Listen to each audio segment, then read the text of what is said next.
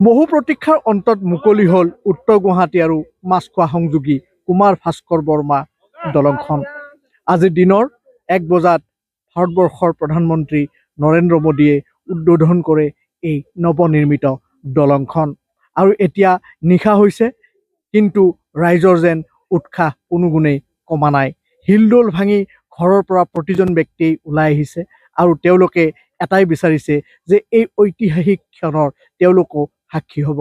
কোনোবাই যদি চেলফি লৈছে, কোনোবাই মন পচন্দৰ ভিডিঅ' বনাইছে, কোনোবাই মন পচন্দৰ ৰীল বনাইছে। তেওঁলোকৰ এটাই উদ্দেশ্য ছ'চিয়েল মিডিয়াত দিব আৰু এই ইতিহাসৰ তেওঁলোকে বিৰল এই ইতিহাসৰ তেওঁলোকো সাক্ষী হ'ব। এয়া যদি মোৰ ফটো সাংবাদিকগৰাকীয়ে দেখুৱাবলৈ কিছু সক্ষম হয়, এয়া নিশাৰ দৃশ্য আৰু এই দৃশ্য মেট্ৰ' নিউজৰ গুৱাহাটীৰ দৰ্শকসকলে প্ৰত্যক্ষ কৰিছে গুৱাহাটীৰ মাছখোৱাৰ পৰা। আৰু মাছখোৱাত ইতিমধ্যে জনসমাগম ভিৰ হৈ পৰিছে আৰু গোটেই দলংখনত বীৰ দি বাট নোপোৱা এক অৱস্থা।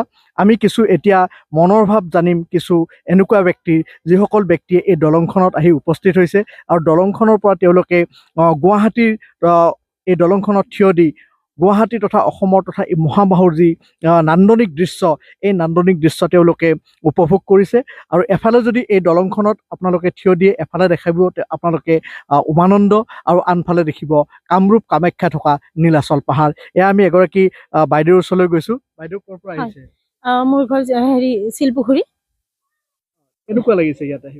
বহুত বেছি ভাল লাগিছে আজি, বহুত বেছি মানে ভবাতকৈ বেছি। বহুত দিনৰ অপেক্ষাৰ অন্তত আজি মানে ব্ৰিজখন মুকলি কৰিলে।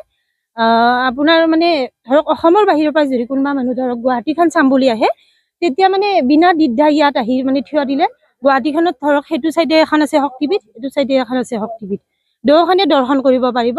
আৰু হয়তো অসমৰ বাহিৰত সেইটো এটা প্ৰচাৰ হ'ব যে অসমৰ উন্নয়ন বা গুৱাহাটীৰ উন্নয়ন বা গুৱাহাটীখন কেনেকুৱা ধৰণৰ আগবঢ়াইছে, সেইখিনি বাৰু অসমৰ বাহিৰতো অসমৰ নামটো এনেকে উজ্বলাব। এক সঁচাকৈ আপুনি এক সুন্দৰ কথা কৈছে, দুইফালে দুখন শক্তিপীঠ। আৰু এটা কথা ক'বই লাগিব যে এনেকুৱা দৃশ্য হয়তো বিশ্বৰ অন্য প্ৰান্তত নাই।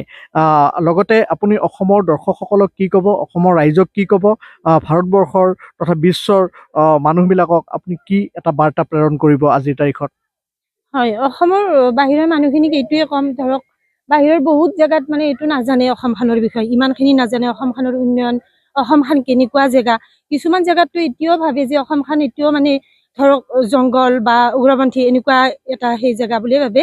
এতিয়া নিশ্চয় এবাৰ আহিলে গম পাব যে অসমখনৰ উন্নয়ন, অসমখন কেনেকুৱা ভাগত মানে ডেভেলপ হৈছে। সেইটো বস্তু মানে এবাৰ আহিলে, অসমৰ বাহিৰৰ পৰা আহিলে নিশ্চয় গম পাই যাব অসমখনৰ উন্নয়ন। মুখ্যমন্ত্ৰীগৰাকীয়ে দিনে নিশা যথেষ্ট কষ্ট কৰিছে এই দলংখন নিৰ্মাণ কৰি উলিওৱাত, সময়ত উলিওৱাত।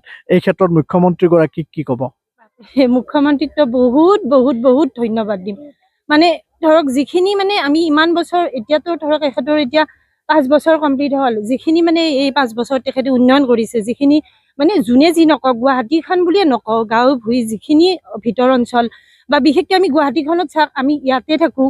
আমি মানে যামৰ কাৰণে গুৱাহাটীত আমাৰ এইখিনিতে স্কুটিখন লৈ মানে মোৰ হোষ্টেল আছে, ঘূৰা ফুৰা সেইখিনি আমাৰ প্ৰব্লেম হৈছিল। এতিয়া চাওক ব্ৰিজখন হৈ থাকোঁতে অলপ প্ৰব্লেম হৈছিল। ব্ৰিজখিনি কমপ্লিট হোৱাৰ পিছত মানুহখিনিৰ কেনেকুৱা সুবিধা হৈছে, ধৰক গুৱাহাটীৰ বাহিৰৰ বা গুৱাহাটীৰ ভিতৰৰ মানুহখিনি, গোটেই মানুহখিনি তাৰমানে চাওক হিমন্ত বিশ্ব শৰ্মাৰ যিখিনি উন্নয়ন কৰিছে সেইখিনি বস্তু তাৰমানে আমি কৈ শলাগ ল'ব নোৱাৰিম। এয়াই আছিলে সৰ্বসাধাৰণ জনতাৰ তেওঁলোকৰ মনৰ ভাষ্য। সকলোৱে এটাই আশা কৰিছে যে গুৱাহাটীত যি ধৰণৰ যান জঁটৰ সৃষ্টি হয়, এই যান জঁট বহু পৰিমাণে কমি যাব আৰু আহি থকা দিনত বেপাৰ বাণিজ্য তথা ব্ৰহ্মপুত্ৰৰ দুয়োপাৰ সংযোগী মাছখোৱা আৰু উত্তৰ গুৱাহাটীৰ এই সুদূৰ প্ৰসাৰী যি এই দূৰ আছিলে যাত্ৰাপথ, এই যাত্ৰাপথ চমু কৰি আনিব। আৰু সকলোৱে এটাই কথা আশা কৰিছে যে এই দলংখনে পৰ্যটনৰ ক্ষেত্ৰত যথেষ্টখিনি দিশ উন্মোচন কৰিব। যদি ফটো সাংবাদিকগৰাকীয়ে কিছু দৃশ্য, অন্য দৃশ্য দেখুৱাই, এয়া সকলো লোক ওলাই আহিছে। সকলোৱে এটা কথাই বিচাৰিছে যে সুন্দৰভাৱে এই দলংখনৰ পৰিচালনা হওক, পৰিষ্কাৰ পৰিচ্ছন্ন হওক আৰু আহি থকা দিনত যাতে এই দলংখনে বিশ্ব ঐতিহ্যৰ ক্ষেত্ৰত আমাৰ এক সুন্দৰ ধ্বজা তেওঁলোকে মানে কঢ়িয়াব পাৰে, তাৰ বাবে সকলোৱে বদ্ধপৰিকৰ হওক। আৰু এটা কথা ঠিক, এই দৃশ্যত আগৰ দৰ্শকজনে আমাক নিশ্চিতভাৱে এটা কথা, সুন্দৰ কথা কৈছে যে এই দলংখনত যদি কোনোবাই থিয় দিয়ে, তেতিয়াহ'লে যদি একাষে যদি উমানন্দ দেখা পাব, আনফালে দেখা পাব কামৰূপ কামাখ্যা। সঁচাকৈ এক নান্দনিক দৃশ্য বুলি ক'ব লাগিব। এয়া আজি এই দলংখনত এয়া সুন্দৰ লাইটৰ ব্যৱস্থা কৰিছে চৰকাৰৰ তৰফৰ পৰা, দলঙৰ নিৰ্মাণকাৰী সংস্থাটোৱে।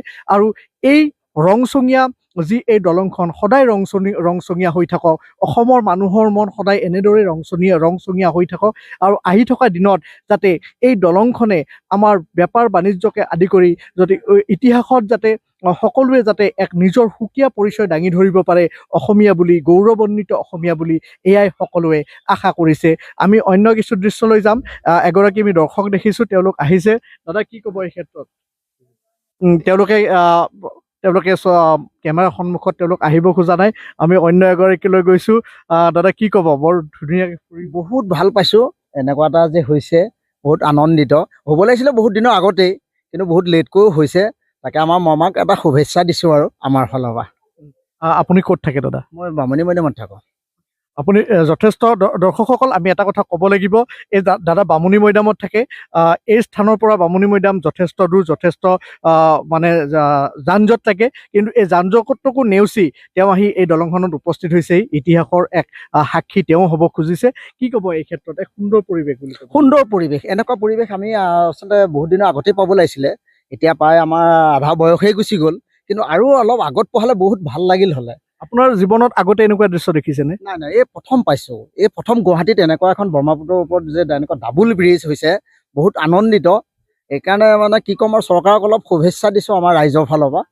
লগতে আপোনাৰ এফালে উমানন্দ, আনফালে মা কামাখ্যা, কি ক'ব? মাজতে হৈছে, ভাল হৈছে। এতিয়া আমি বিশেষকৈ আমি হোলীত আহিবলৈ বহুত সুবিধা হ'ব, নহ'লে আমি শৰাইঘাট হৈ গৈ বহুত জাম হয়, বহুত মানে সময়ত নাপাওঁগৈ। এতিয়া আমাৰ 10 মিনিটত আমি দৌল গোবিন্দ পাম, কামাখ্যা পাম। এইটো কাৰণে মানে বৰ ধুনীয়া এটা সুবিধা আৰু মানে আনন্দিত আৰু আমাৰ ফালৰ পৰা। নিৰ্বাচন সমাগত, মুখ্যমন্ত্ৰী হিচাপে কাক বিচাৰিব? সেইটো ৰাইজে বিচাৰ কৰিব কিন্তু দেই। কিন্তু এতিয়া মমাই যিখিনি কৰিছে ভালেই কৰিছে, কিন্তু এতিয়া ৰাইজৰ ওপৰত ৰাইজে কোনটো চিন্তা কৰে, এতিয়া ৰাইজৰ ওপৰত গোটেইখিনি দিয়া হৈছে আৰু আমাৰ ফালৰ পৰা ৰাইজ যিফালে যায় আমিও সেইফালেই যাব লাগিব। এতিয়া ৰাইজৰ ওপৰত গোটেইখিনি চিন্তা কৰিব লাগিব আৰু 2024-ৰ। এয়াই আছিলে এগৰাকী সাধাৰণ মনৰ দৰ্শকৰ কথা। তেখেতে ইতিমধ্যে আমাক জনাইছে যে কি সুন্দৰ এক পৰিৱেশ। তেওঁ সুদূৰ বামুণী মৈদামৰ পৰা আহিছে। সকলোৰে এটাই কথা যে এক নান্দনিক দৃশ্য বুলি ক'ব লাগিব। মহাবাহু ব্ৰহ্মপুত্ৰৰ ওপৰত এই নৱনিৰ্মিত দলংখনে এক ঐতিহ্য কঢ়িয়াব। আহি থকা দিনত, আহি থকা প্ৰজন্মই ক'ব আমিও গৌৰৱান্বিত অসমীয়া বুলি। মহেশ কলিতাৰ প্ৰতিবেদন, মেট্ৰ' নিউজ, গুৱাহাটী।